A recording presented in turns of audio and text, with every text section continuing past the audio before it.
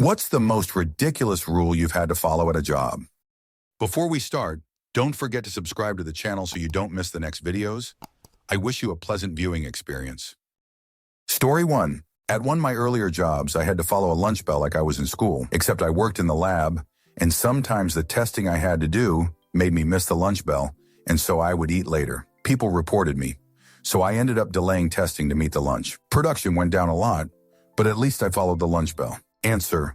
My buddy mowed grass for the city. At noon, they would stop working and take lunch in whatever park they were at. People called the city to complain that they were slacking, so they changed the rules. At noon, they would pack up their stuff and drive across town to the city warehouse and then take their lunch break. Now, instead of a 30-minute break, they spent 20 minutes packing up and driving, then a 30-minute break, and then 20 minutes driving back and unpacking, all so they looked busy. Story 2. I was once told I wasn't allowed to drink out of a water bottle while working without a doctor's note saying that I needed to.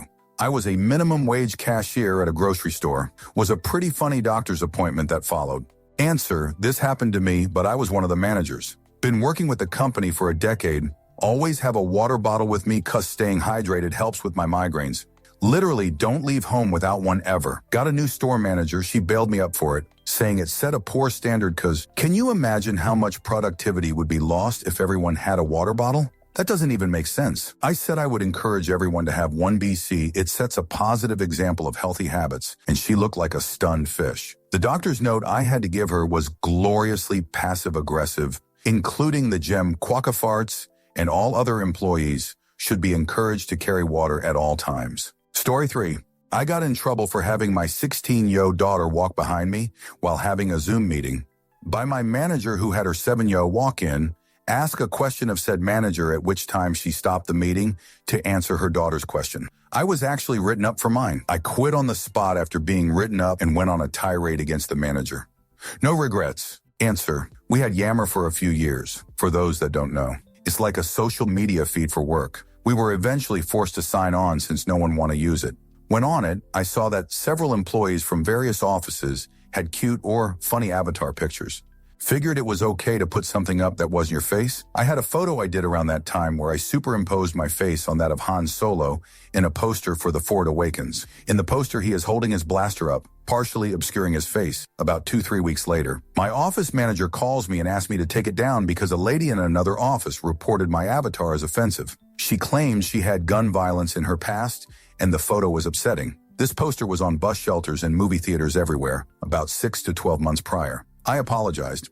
I said was very surprised. I also didn't post anything on Yammer, so she would have had to seek out my name and click on my avatar to see it. So I took it down, emailed HR that I did not intend to offend anyone, and apologized. The next day, another of our offices posted a photo of employees suited up for a paintball game, complete with realistic rifles and military clothing and gear. I nearly fell out of my seat. My coworker said, "Screen grab that immediately," which I did. Good thing because it was taken down a day later. My sci-fi picture with a sci-fi gun of a popular franchise is triggering people, but it's a-okay to run an official work-related paintball game where employees are dressed up as military with realistic guns. Story 4. I worked at a skating rink when I was 14-18. Typical day shifts were from 12-7 when the place was open for birthday parties and such. Halfway through the shift, if they decided it wasn't that busy and they might not need you for the second half, they'd ask you not to clock back on from your lunch break. Then you had to wait, off then clock, for up to an hour sometimes, for them to decide they for sure didn't need you and you could go home. If you left without the manager okaying it, you were written up. This was back in like 2003. And the only reason they got away with it is because all of the employees were kids, and we were all friends with each other and with most of the regulars, and we all liked to skate, so most of us were there hanging out until the place closed, even when we weren't on the clock. We didn't know that what they were doing was hella illegal. Story 5. People who discover a spill have to stand next to the spot until maintenance comes back with a broom mop. As the only one working maintenance, I got bitched at in this order. There's a spill. You need to go get the mop. Why did you go get the mop? You are supposed to stand next to it. When I said, maybe you should hire a second maintenance person then, the look on her face every time I said this was priceless. Answer. I remember we had the same rule at a grocery store I used to work at. It was for safety, as if the spill was something like clear soap, it might be hard to see, yet very slippery.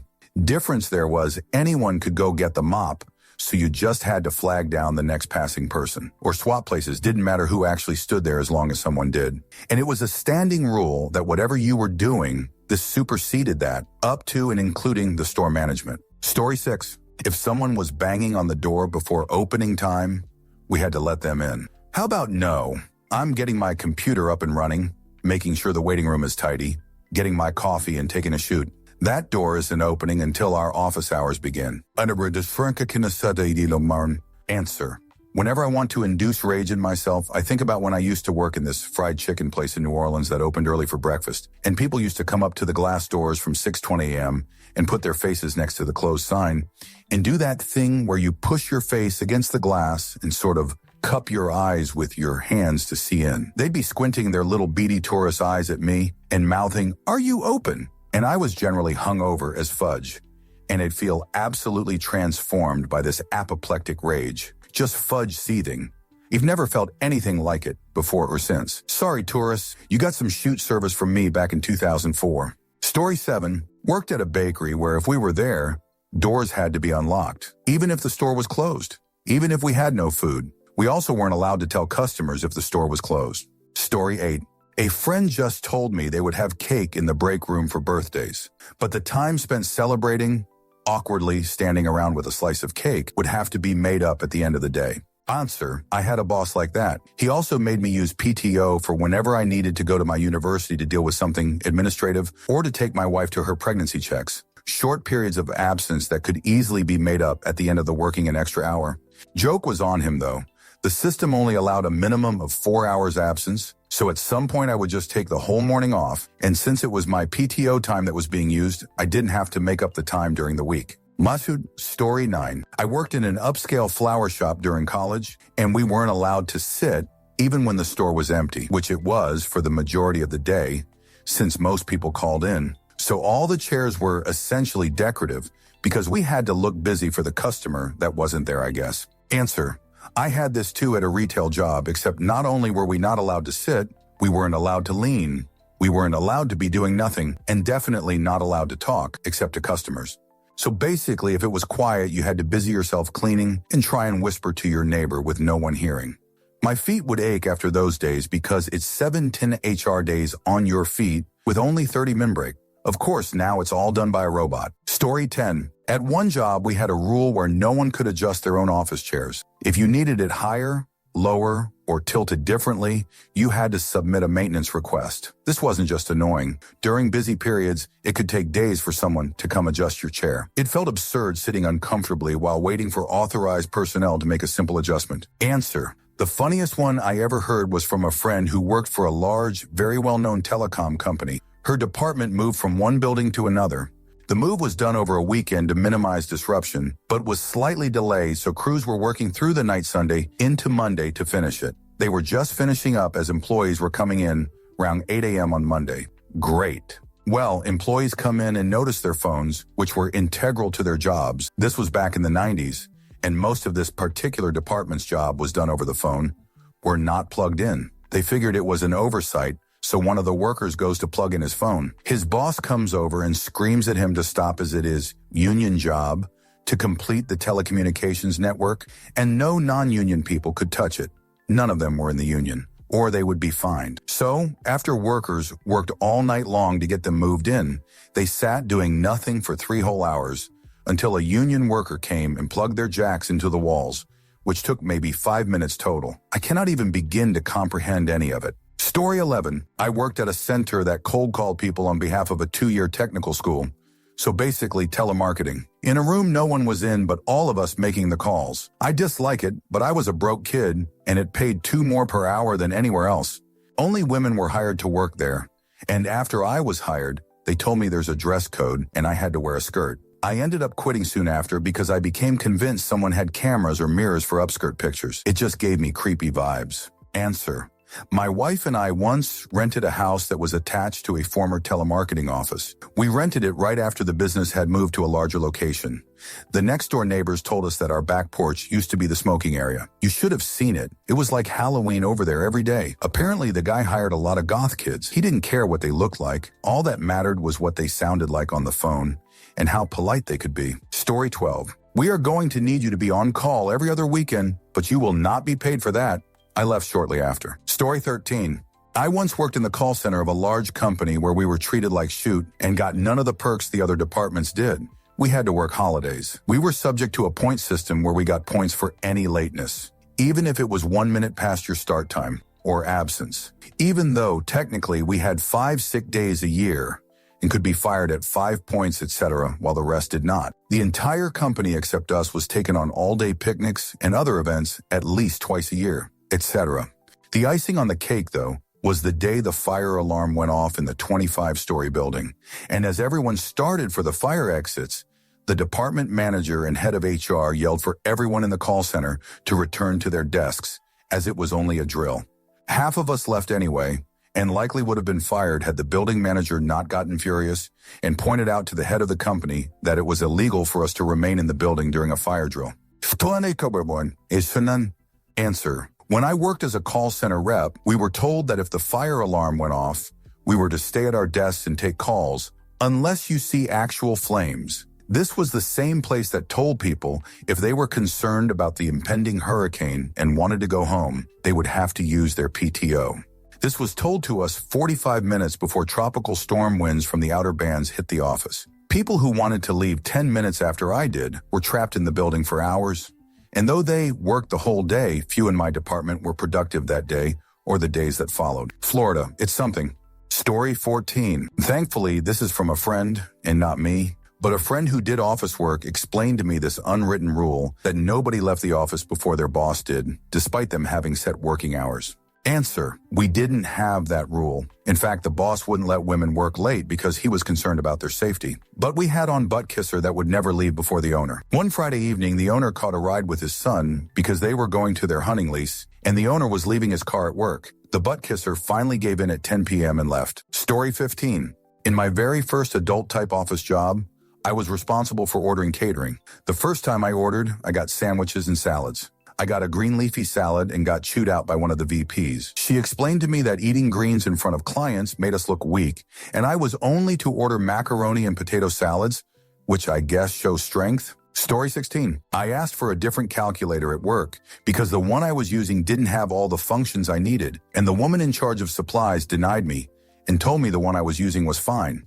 Then I left work and cried in my car and went to Walmart and bought a fudge calculator. Answer. I used to work for a company who did everything so weird. They'd add up all the costings for different construction jobs on paper.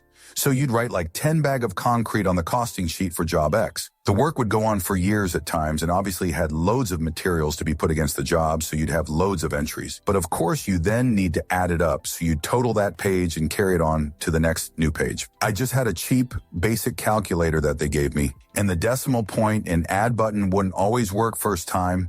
So I was always worried it wouldn't press properly and I wouldn't notice. So I pulled up a fresh Excel spreadsheet so I could just enter the amount, hit return, and then total it up at the end. Meant I could see if I missed any or made any typos. The accountant stormed through and was like, "What are you doing?" So I explained. And she was like, "No, how dare you? I didn't give you permission to use this." I could have had very important accounting information on there. I was too shocked to even think I'm not fudge stupid. I obviously opened a new spreadsheet until afterwards. The owner's assistant, the other person who wasn't me or the accountant, would have to print out every single email the owner would receive that he needed to respond to, and then at night he would handwrite his response on the printout, and then she would type up his response in the morning. Every day the pile of emails printed out was about half the height of me and I'm 5 foot. This was all like 2017, not like the olden times or anything. Anytime I would try and suggest something to speed up any process, it was a huge problem, and I was apparently a know-it-all because I was like 18 and dared offer suggestions to a 36 and a 70-year-old. Story 17. I worked in an office where we were not allowed to take notes on yellow legal pads. Only spiral-bound notebooks were allowed. Story 18. I still think requiring a doctor's note for an excused absence is stupid. I'm not going to waste money on a doctor's appointment if I have a cold or the flu. Answer. I had an old boss accuse me of faking being sick. My regular days off were Monday and Wednesday. I got sick Monday morning, was still sick Tuesday, so I called in, had Wednesday off, went to work Thursday still with a massive head cold, and she accused me of faking. I said, "But I'm sick still." And she said, "That doesn't matter. I asked, how could I have faked it Tuesday if I'm actually sick still on Thursday? She said again, it doesn't matter. But then as she turned to leave after scolding me, she tore her ACL. It was instant karma. Story 19.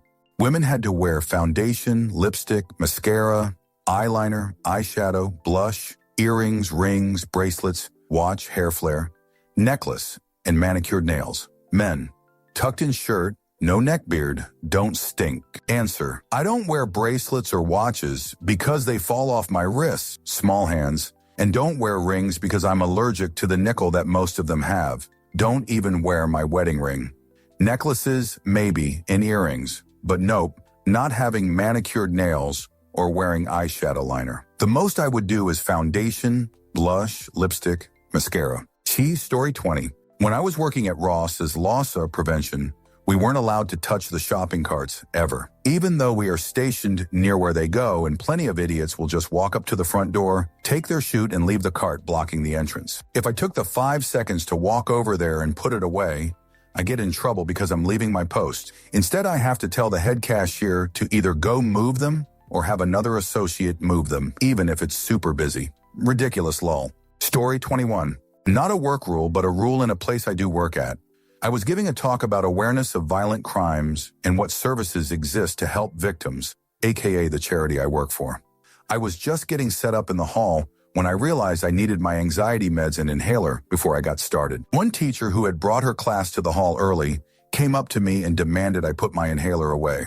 I gave her a confused look and explained it's for my asthma, like, no, I'm obviously not putting it away, it's medicine. Also, I'll be not even 2 minutes chill, love. She then said the school has a strict no substances policy. Luckily, the head teacher had come back at that point and saw the confusion and said to the teacher it was fine. But yeah, that's how a teacher wanted me to not have my inhaler because it obviously wasn't medication and I'm obviously not an adult. Edit. Few folk are curious. I'm 23 at the time I was 21.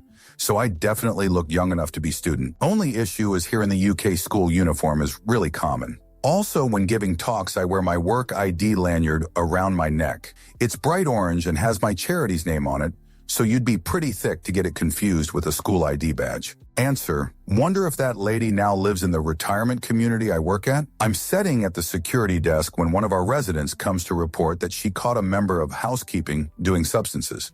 She states that this is not the first time she caught this person doing substances. She spoke with them, and not even a week later, she caught them doing it again. She then handed me an inhaler and said that she confiscated it and was turning it into me for disposal. Like, you crazy meanie, you just grabbed someone's medication and gave it to me to destroy. Went to the client with that one, was told to just ignore Ruth and return the inhaler to its owner. Yeah, Ruth pulled that bullshit a week later, but disposed of the substances on her own that time. Had to write a report for the poor housekeeper to take to her doctor. I suggested that since this is the second time Ruth just snatched it, she take my report to someone higher up because the client was not going to do anything. Suggested the local police department as well. Story 22. When I worked as a recruiter in the HR department of a major corporation, I spent hours a day approving and forwarding resumes of qualified candidates onto this one hiring manager, just to create a paper trail of her considering them. Meanwhile, she had the people she wanted to hire, all totally unqualified friends or referrals of friends or relatives, also apply. She then would call me on the phone and give me the names of the unqualified dolts to ensure I also forwarded them for her consideration. This was fortunately a 6-month consulting gig for me. I never encountered it that blatantly at any of the other Fortune 500 companies I consulted to. But I did have another gig where the staffing manager ordered me to violate multiple ethical and legal standards. I completely ignored those orders, and my contract was not renewed. Story 23. The way we were supposed to answer the phones. My last job was at a hotel, and while I won't give the entire script, it was supposed to say along the lines of, "It's a beautiful day at hotel. When are you planning your wonderful vacation?"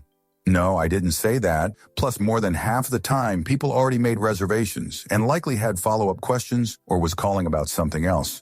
It was so stupid to say that, I refused. Answer, I don't get wordy phone answering scripts. It strikes me that most people calling a business in this day and age are doing so because they have a specific question or issue they want to talk to a person about. A wordy intro would just annoy that person.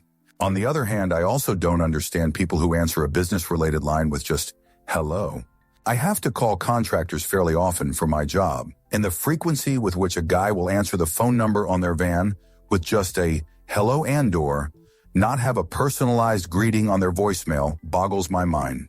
Story 24. I used to work in a shop, and there we had to ask permission to use the bathroom, and even during breaks, when I think it should be normal to go to the toilet. Answer, I worked at one last summer.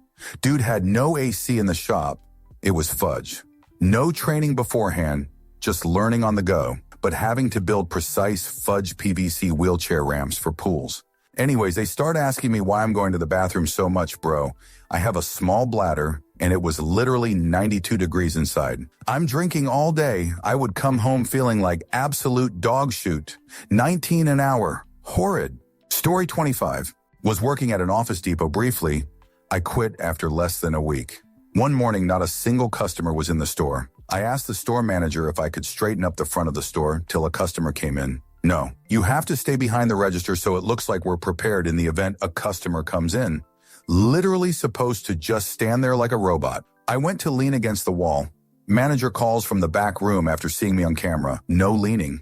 You have to just stand there. With no customers even in the store. Just stand still on concrete behind a register indefinitely. All for a measly 8 back in 2007. I quit the next day. What a fudge joke that job was. Story 26. We had to directly confront shoplifters. Like go up and get in their faces. Shockingly, a coworker got stabbed. Answer, horrible policy. I got my first job at 14 in a local touristy shop that also sold candy. Lots of kids would shoplift. My boss, looking at you, Mary Lowe, was truly atrocious and just gave me the worst idea of what working was like.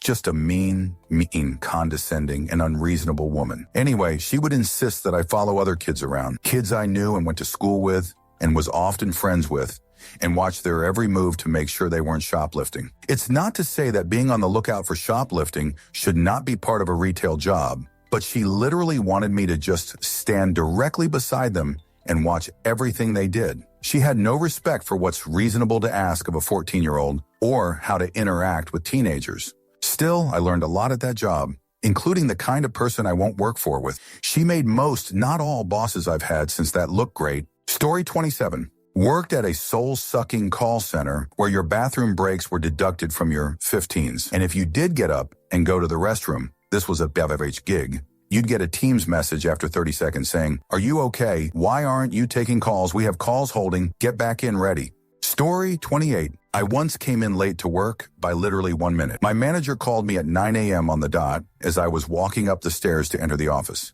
I got a warning for not answering her call to inform her I was walking up the stairs. Answer, a few years ago I was WFH, which wasn't something that was allowed at the time. I just had a kid, and that was the workaround to let me keep working and be a parent. The owner found out and got pissed that I was WFH. He called me at 8:20 a.m., which technically was 2 a.m. before our start time. I didn't answer because I wasn't near my phone and still getting settled for the morning. 8:32 a.m., I get a call from the VP of Sales. I'm booted off the project that I'm working on, and WFH ends today. Story 29. I worked for a store manager who rounded by 3. I said, no, you have to round by 5. 004 is rounded down, 5 and 9 is rounded up. No, she insisted. It doesn't matter what number you round by as long as it's the same number every time. No, see, if you round by 3, then 02 gets rounded down and 39 gets rounded up. That's nearly twice as likely to get bad rounding errors. Listen, I am a trained educator with 2 school-age daughters. I know my math. You men think you know math so much better than women? Yet every Monday when I called in the numbers, they didn't match what the district manager had. That manager was eventually demoted to a penalty store. When I told the DM the rounding by 3, they said, that's technically fraud. She was later fired from that penalty store in an audit. Story 30. If they ran short of people to work and they managed to get you on the phone, you had no choice and had to come in if they asked. It was required, but if you didn't pick up the phone, they couldn't prove you got the voicemail, and they would keep searching for someone. I was not on an on-call shift at the time. Story 31. I was working as a historian, and we published government documents sorted by year. Commented, I was done with 1974 and wanted to start 1975. My lazy boss told me I could not start until she finished her part of 1974, so I didn't do anything but watch movies and write my thesis on paid time for 6 months. Story 32. Having to wear nylon stockings, aka pantyhoses, with your dresses. No bare legs. LOL, okay, I just dated myself. This was in the early 80s. Story 33. You cannot call the police, even when a client has already verbally threatened and physically assaulted another employee. Story 34. I used to work at a daycare. The kids were not allowed to scribble. If they were going to color, they had to be attempting to color inside the lines. I did not enforce that rule. Now, I'm not going to stop a 3-year-old from scribbling. Story 35. Tattoos had to be covered, but our shirts were short sleeve. I have a tattoo on my right shoulder that you could see maybe the bottom 10 millimeter of it with the shirt sleeve. I still had to wear a black armband to cover it. For 4 years, no one said a thing. No one commented on the tattoo ever. That last year wearing the armband, without fail, at least once a week, a customer would ask me about it. Story 36. My last job was as a cleaner. It was a bullshit job in a care home to supplement my real job there. The supervisor was a micromanaging old meanie. Up to and including no stopping for a coffee for 1 minute. It was so bizarre. In my new job, someone was making drinks for everyone and asked if I wanted one. I was like, "Are we allowed?" And they looked at me like I was an alien. Answer, "Are you me? Just left a care home cleaner everything position." And the micromanaging lady got mad that I brought out an identical bucket of disinfectant out to the lobby because it had 2 rags, not one. She went running out and basically screamed in front of the lobby. I was like, "Okay, it's because we need the one with 2 rags, not them." Lady, I literally went and filled these buckets up myself. Neither has been used. Identical green buckets, identical chemicals, absolutely made. 15 an hour, pathetic. Story 37. I worked for the Anaheim Ducks at one of their ice rinks. I was allowed to wear a hat, but it had to be plain. I learned this rule when the manager told me to remove my Ducks hat. Again, I worked for the Ducks. Story 38. At a manual job, I had standing up for 7 hours per day in a hot and sweaty factory floor. During a 10-minute unpaid break, we were not allowed to sit down. We had to stand up right next to the seats provided for break use. The seats were only to be used for the later unpaid 20-minute lunch break. Meanwhile, the managers who created this rule sat down all day in an air-conditioned office drinking coffee. Just one example of management logic and motivation of the workforce. Not the way to get the best from your staff. Story 39. No microwave popcorn allowed because the owner of the company, who worked out of a different location several states away, did not like the smell. Story 40. Somebody somewhere was offended by how they were told that the store was closing, so we were no longer allowed to announce that the store was closing or closed. This led to some really long waits where occasionally a manager would eventually have to go over and help them along and possibly politely tell them we had closed. And of course, they'd be embarrassed because it was almost an hour past closing time, and then we still have to wait for the till to be counted afterwards. Story 41. Being obliged to always wear a suit, matching shoes, and tie, even if you had to pick up some stuff from the office outside of normal working hours or in weekends. This rule was also enforced for customer visits. We had one customer which had a parking spot at 2 kilometers from their office, which required people to walk through some muddy field. Even then, we were obliged to wear a suit and matching shoes and tie. Answer, I worked at a place where the color of your tie was mandated. Because I worked at T, I could only have black, dark gray, or navy blue. Red ties were only for management. Yellow and blue ties for middle management. One guy got in trouble because he was a middle manager and wore a yellow tie that had a sheen that made it look red in bright sunlight from a certain angle. He was sent home to get a blue tie that was matte. That level of insecurity confounds me. Story 42. At my company years ago, you could go out for dinner on business travel. Full dinner, including wine and dessert at the best restaurant in the city, and charge it all off on your expense account. No problem. But if you just grabbed a 4-can of peanuts for dinner from the minibar at your hotel after work, expense denied. Story 43. I unfortunately worked at Burger King during COVID. I was the manager. In drive-thru, we had to have customers put cash, coins, and credit cards into a random plastic container they gave us. When giving change back, it had to go in the same plastic container. When handing food out, it had to be in the container. Even a single drink had to be handed out awkwardly in a plastic container. The owner would sit at home watching security cameras and would darn near instantly call the store if someone didn't use the fudge container. So their idea to prevent people getting sick was to make everyone reach into and touch the same plastic container. We were only required to clean it once every 6 hours. Dislike that job. District manager treated us all like, shoot, fudge you, Judy. Story 44. No samurai swords on the floor. Easy rule to follow, really, but ridiculous that it needs to exist.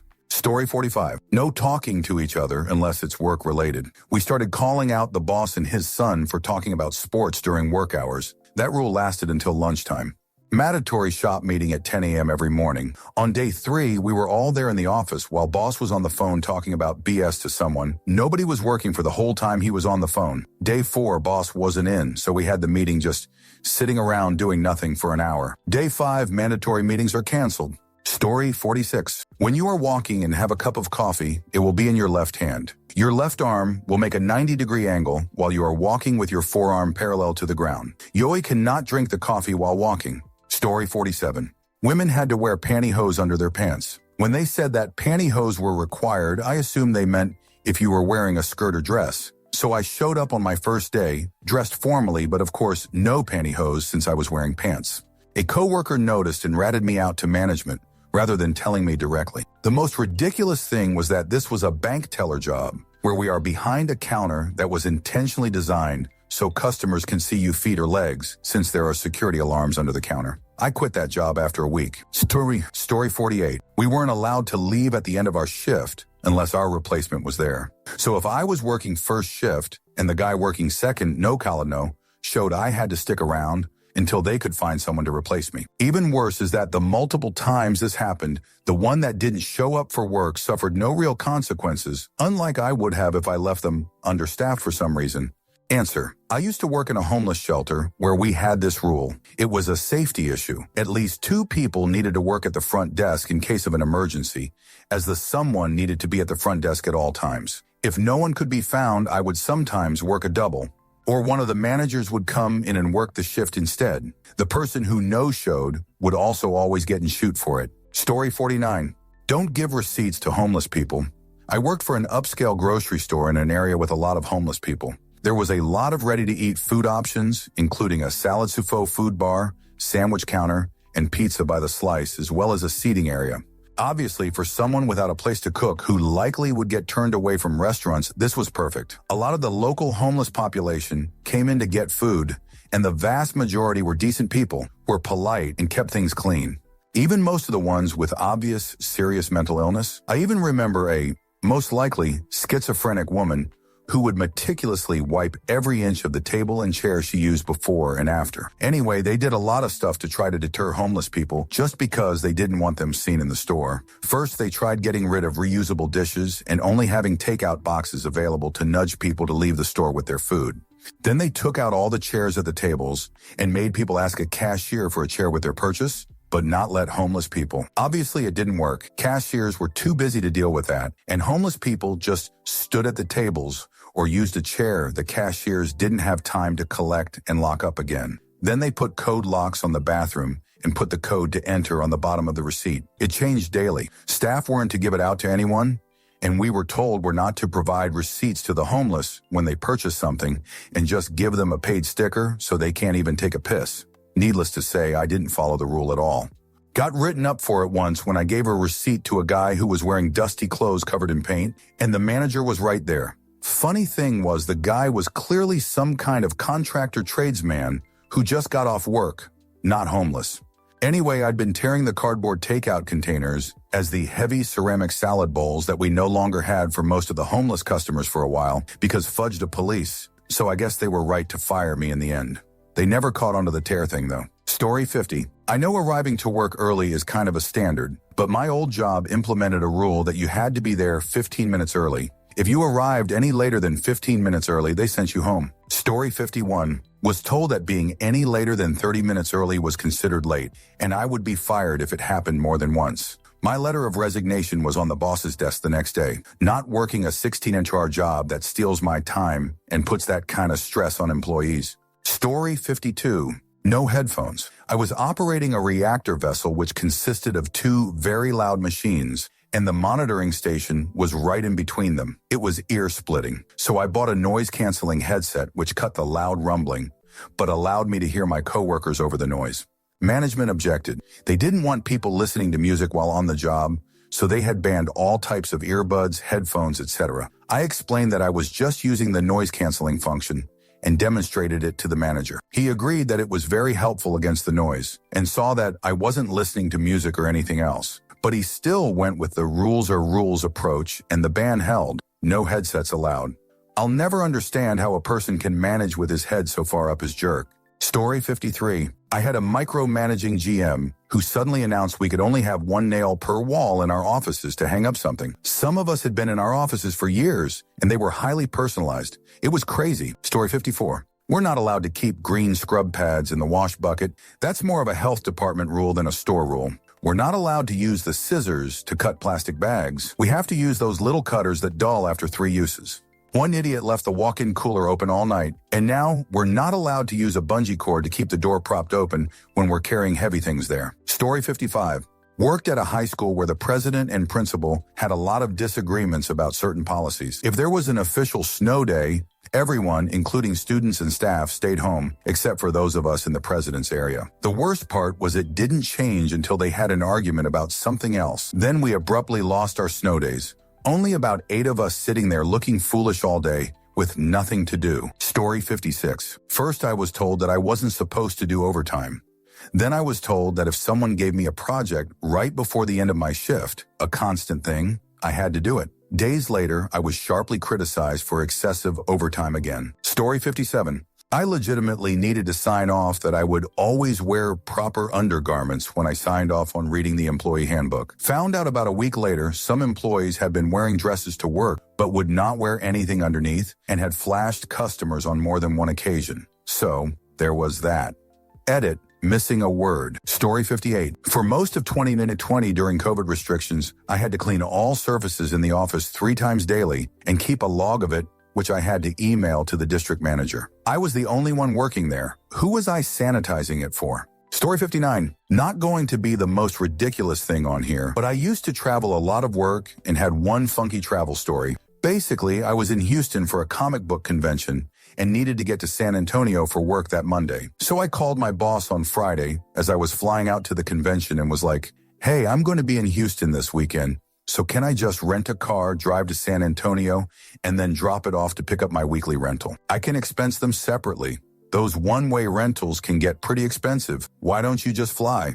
Well, if I fly, it's going to take 4 times as long. Sure, but we don't want to have to pay that one-way fee. So that Sunday, I had to go to the airport an hour before my flight, fly to Dallas, wait around for my connection, then fly to San Antonio. Total travel time was about 7 hours from hotel door to hotel door. Story 60. We must write in blue pen. If we write in black pen on any work documents, it's an instant fire due to forgery reasons. Kinda dumb, I get it, but dumb. Story 61. I worked at the county fair one summer, selling kettle corn. If you had the closing shift, you weren't allowed to leave until the Ferris wheel lights turned off. Sometimes they wouldn't get turned off for over an hour after the fair was closed, and you didn't get paid for that extra time. On the plus side, I got to eat a fuck ton of free kettle corn. Story 62. I once worked at Sephora after the first year of law school for summer. They had a rule where if I was asked to gift wrap a box, I had to wear a glove on my left hand and could only use that hand to wrap the present. I'm right-handed. I quit on day 3 and never worked another day of retail after that. Story 63. Worked in an upmarket hotel. Here's some of the crazy rules I had to follow. 1. Always use a company pen to write anything down. 2. If you need water, you must crouch under the bar so guests don't see you drinking. You can't be seen to be tired. 3. Social media must always be private, so guests can look you up. You must not be seen to have a life outside the hotel. It was unprofessional. 4. Ice cream must always be scooped in professional-style quintals. None of us had restaurant experience. We were bartenders. Or it couldn't be served. 5. Glasses from the bar couldn't leave the bar unless they had liquid in or were dirty. 6. We weren't allowed to say no to a guest, to the point where someone spent a whole day building a flat-pack bunk bed set for a guest because her kids wanted that instead of separate. 7. If they heard a guest discussing you, you were under investigation, and if they heard a guest say anything negative, fired with immediate effect. They had to look pristine at all times. One afternoon, I had to juggle 150 orders alone in 30C heat and tights, and I forgot one. I got fired for it. 8. If you did get fired, they asked you not to discuss it with anyone. They asked me not to tell anyone about the rumors management spread about us, about how I was treated, etc. However, I didn't sign anything, and it was years ago. 9. This was a multi-million chain. They had cruise ships, they had hotels, etc. But they were checking us all to the penny. I got caught putting 10p change in the tip jar from a guest and was written up for not giving it back to the company. I got chased out on my way home because they found that I gave a replacement cola bottle to a guest. There's probably loads more, but those are things I can think of. Story 64. Women were required to wear dresses and stockings. This was in the 1980s. Also, I got into trouble for not walking quickly enough past the boss's office. Story 65. Worked as the industrial maintenance mechanic for a major company. Was not allowed to carry a pocket knife. Story 66. I was a clothing folder at Kmart in high school. There was one other folder and we'd do our thing quickly and talk while we did. Then we were no longer able to work within sight of each other, not within the same section, within sight. So if she was halfway across the store but I could see her, we'd get in trouble. Story 67. I once had a retail job as an assistant manager. I was called to the office once because of my headband, which was floral and made of fabric. The other assistant manager claimed it was a headscarf and was offensive to her.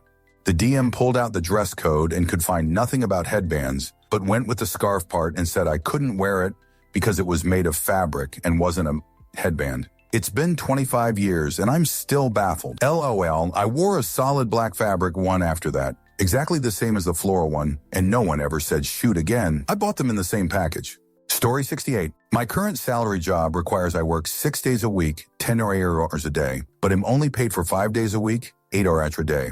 My boss also is trying to convert me to Mormonism, just like he did to his other employees. If my work vehicle needs any maintenance, he wants me to take it to get fixed on a weekend, off the clock. Story 69. Old marketing company had a merger and was bought out by an intense born-again Christian. He insisted we, his new staff, all go through conversion to Christianity.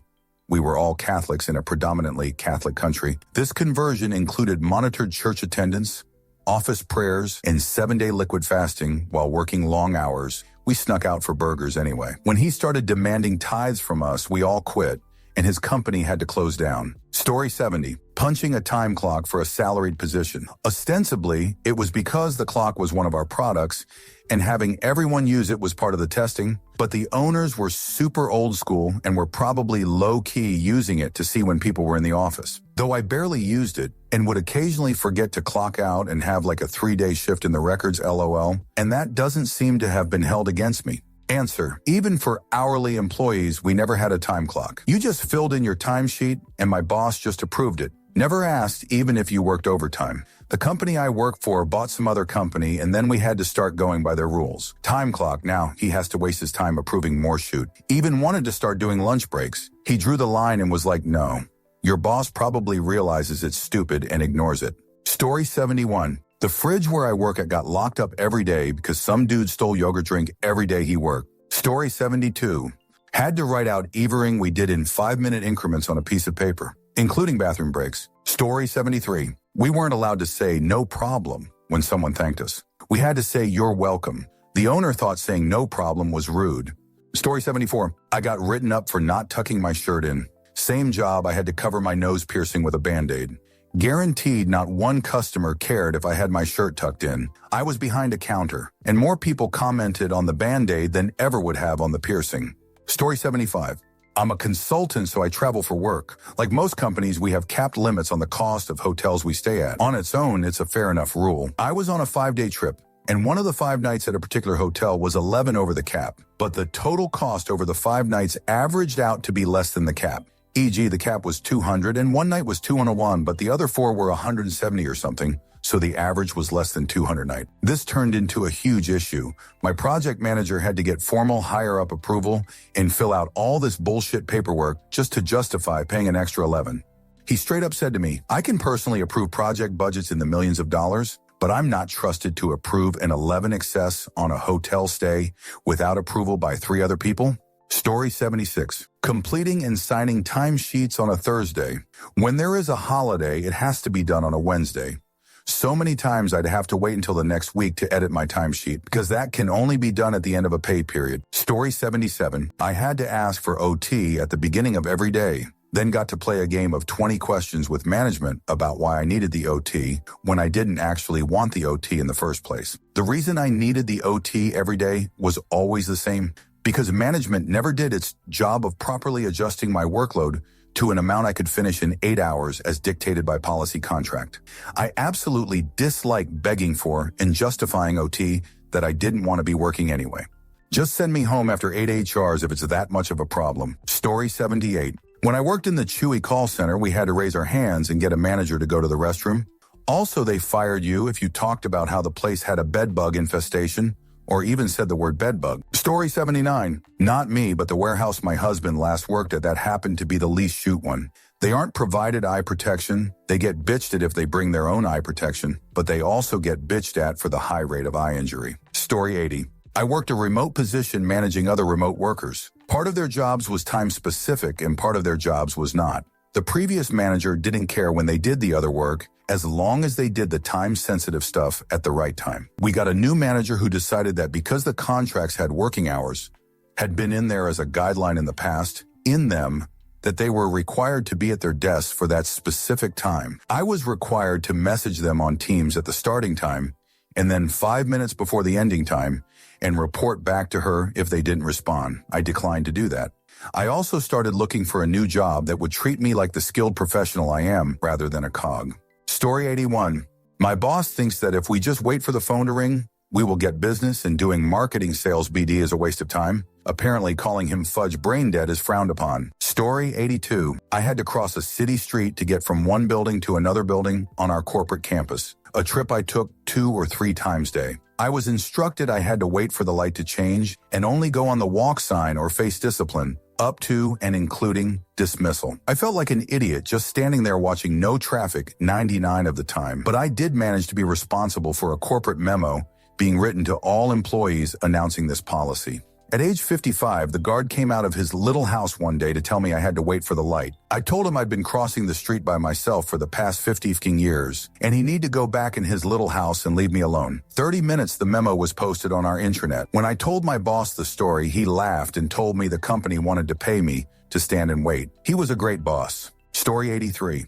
Paid us for gas instead of mileage and $300 a month for car. Everyone started driving that car. Somebody had a dually that got 5 Peter Waynes and had 2 fuel tanks. After 2 months, they went back. Dually guy was sad as he had to park it again. Story 84. When I was 18, I went to work at a trust company. Broke my hammer first week there. Went to the boss and said, "Hey, I broke my hammer." He said, "I got one for you." He gave me a tiny dollar store hammer, and at the end of the week tried to charge me $60 for it. Said that was the rule if you didn't have a hammer. Story 85. We were in a budget crunch, and the solution was that any expense over 100 had to be approved by the CFO. That year, we had over $2 billion in revenue and over 10,000 employees. Story 86. Maybe not ridiculous now that I am an adult, but Arby's back in early 90s. The boss said if you aren't busy, you're not needed. We had to be moving constantly, doing something, or be sent home. He was OCD and often dropped in for surprise inspections, so it wasn't like there were a lot of extra chores to do. It was all done. So my friend and I plotted to always mix up all the sauce packets on the way out so the other would have a backup activity to stay on the clock. Story 87. When I worked at Best Buy, they told us that we couldn't use the money we made to buy stuff from the store, specifically the expensive stuff. Apparently, they thought it would be suspicious. Story 88. My wife and I worked for a company that is now universally disliked, but back then was just considered a minor annoyance. It was organized as 7 to 8 people, made a team with 1 supervisor, 3 to 4 teams made a division. With 1 manager per division, we had 2 divisions in our office. 1 division manager left and was replaced by the office trainer. The new division manager decided we needed to be strictly managed as he deemed people were taking advantage of general office courtesy. One of these courtesies being letting the multiple pregnant workers use the restroom without question. He decided that my wife needed actual proof that she needed to use the bathroom often. My wife and I went to her doctor, who looked at us like we had lost our minds, saying repeatedly, "I have never had to write a note like this." My wife turned in the note, and manager still gave the idea that pregnancy was just a scam to steal time from the company. Wife never again heard complaints about being pregnant and using the bathroom. Story 89. Not that crazy, but telling coworkers where I was going and why. That stopped when I started telling them I'm going to the bathroom to shoot. Story 90. Mamari Sirkin. Not technically a rule, but I once got in trouble for assisting an elder woman, around 90, to get a cup of coffee at the supermarket I worked at. She was recovering from a broken back or something and was waiting for a taxi. Apparently that was not cool to help her get that cup of coffee, so she didn't have to stand in line. Story 91. They had a must-shave everyday rule, or so they thought. I helped to get rid of it. Their reason was, yes, you can have a beard or mustache, but you have to grow it fully on your off days. 1 day off, better have it fully grown the next day. Story 92. I once worked at a small boutique, And the owner, my boss, liked to chit-chat about stuff not always related to work, which is fine. The ridiculous rule was that if we were having a conversation and it veered off even slightly from anything work-related, she would make me clock out for the duration, and at any other time, random conversations would come up. Story 93. Aussie here. We have the opposite. Sometimes an American will join us and lose their minds at the autonomy, leave provisions, public holidays, PTO, no need for a med cert when you're sick, leave on time, take a lunch break. It's like watching them wake from a horrible dream. Story 94. No sharing food unless you bring enough for the whole facility of 200 people. Apparently, it had been common practice for managers and supervisors to buy their department's food on their own dime, but this one jerk had tried to take pizza that wasn't for everyone, made a huge issue of it, and for some reason everyone got punished instead of just him. They even yelled at one guy because he brought a few dozen donuts for his own last day. The best part is that they claimed it was done by a vote in a culture committee meeting, which only HR and a couple top managers seem to be aware of. These are open meetings meant to look for ways to boost morale. Oh, the irony. So after management made that claim, they had about 50 pissed-off floor workers show up to the next meeting demanding a new vote. The policy was overturned. Story 95. My job has a lot of downtime during the winter, but we don't get laid off. A lot of people sit around on their phones on TikTok or Instagram or whatever social media site, and other people will watch movies on the computers to pass the time. And some people will play card games, right? Me and another coworker got told that if we continued to read while on the clock, the same time that everyone else is doing the above-mentioned stuff, we would be written up. Story 96. I worked in a nightclub from 02 to 07. Around somewhere in 2005, before every shift started, we were warned to look out for GHB. About 1 year later, 2 girls were showing the same symptoms of being drugged. Lo and behold, the girls were extremely tipsy and drank too much Sambuca. So management decided that Sambuca had to go. It was years later that I discovered that actually the staff was drinking too much of Sambuca, which is true because I was part of it. But management decided to go for another story. Story 97. A friend of mine who works in healthcare and has to wear pink scrub tops got written up for wearing a pink scrub top that had a purple stripe at the bottom. Story 98. If I take an hour leave, then I get penalized an hour from annual leave. But if I work an hour overtime, I won't get an extra hour annual leave. Reasonable overtime is part of my salary contract, but still, this doesn't sit right with me. Story 99. I had to remind my boss that they were the best person ever and are loved. Worse, I had to drive them home every day too. It was awful. Like just because we are married, they think they can get away with anything. Okay, I'll admit it. I do love my wife, and she can get away with anything. Story 100. I once worked for a company that was, and is, so anti-union that first in orientation, you had to endure a half-hour-long unions are bad video. Then you were explicitly told by your hiring manager that if you even mention the word union on the floor, automatic termination with non-rehirable status. Myself and another coworker, along with an immediate supervisor, were all joking around one night, and I decided to be in jerk push my luck. I said something to the effect of, I'm going to organize this shelf like a union. Coworker and supervisor stopped in their tracks, and my supervisor said, I didn't hear that.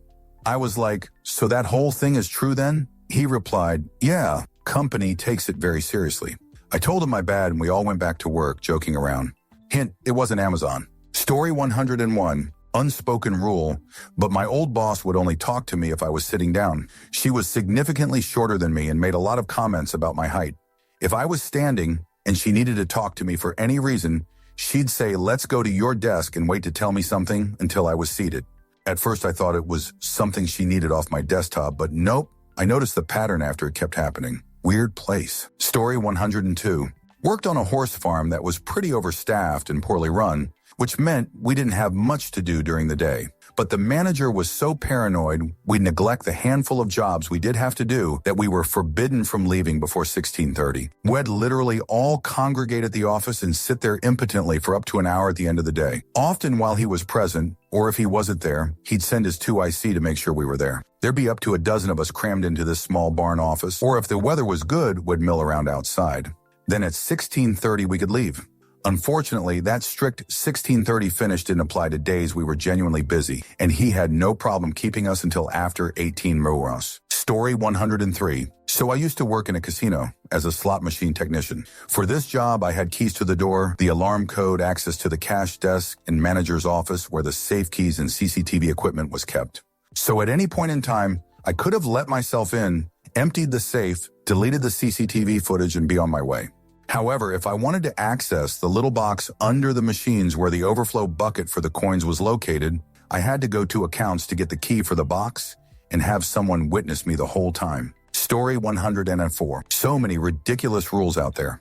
I've seen no sitting outside of breaks, no breaks at all, no lunch breaks, limits on bathroom use, requirements of notes from doctors for any sick day or risk being fired, one place demanding people clock out at exactly their scheduled time. Not a minute sooner or later, no food snacks, drinks outside of breaks, no leaving the premises during lunch, no leaving the premises during breaks, no cell phones, no headphones, earbuds, any kind of music, despite being safe to do so, keep busy or risk strikes firing.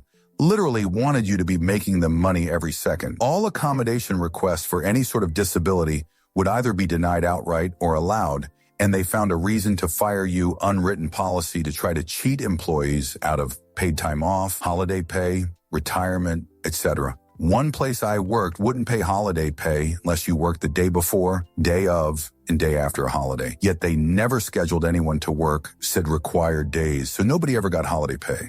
And not showing up for work on a holiday meant termination. Story 105. I've heard that in some countries, companies install timers in restrooms to monitor how long employees take. If they spend too much time, they face penalties. That's definitely one of the most ridiculous and invasive rules I've ever come across. Story 106. Business casual dress code as an engineer working in a hardware lab with zero customer-facing responsibilities. Didn't last long at that place. Story 107. You can take a 15-minute break and 30-minute lunch, but you have to take the 15-minute break attached to your 30-minute lunch, so you only stop working once. Story 108. I worked at a very small company, 5 or 6 people including the owner, and our working hours were 8 a.m., 4 p.m. 8-hour days with an unpaid half-hour lunch break each day, 37.5-hour working week. One day, to his horror I'm sure, the boss realized that due to a bookkeeping error, less employees had been getting paid for a 38-hour week while only working for 37.5. Instead of fixing the bookkeeping mistake, his solution was to change the working hours to 8 a.m. uniform 06 p.m. The extra 6 minutes per day added up to the half-hour extra he was paying us. He said it was so we wouldn't have to take a pay cut, but we all knew it was a power move. Story 109. All emails internally could have no salutation dear and had to simply be the recipient's first name. All externally outgoing emails had to end with, "You have a good day now." Story 110. So somewhat recently, my work implemented a rule where instead of me getting my own supplies like I always had, I had to fill out a piece of paper requesting it and then wait. Now this is a manufacturing production facility and we're busy almost all the time. Not to mention that there are 2 shifts at the time and no person to fill requests during the other shift. They also chose one of the most incompetent people to fill these requests. I pointed out the stupidity at the start but was hushed. I regularly had papers sit for days and sometimes weeks before anyone addressed them. I eventually told my boss that I refused to use them and went back to getting my own stuff. Story 111. Having to go to morning tea at a set time. Problem is, I work in the aged care sector, and this is not possible. Tea break has to be taken when you're in between clients, which can't be planned in advance because you're dealing with human beings with individual wants and needs. The manager doesn't get it. Story 112. My employer requires everyone to be in at 7:20 a.m. for a morning meeting, but we don't clock in and start getting paid until 7:30 a.m. I'm pretty sure it's illegal and adds up to like a week's worth of pay within a year's time.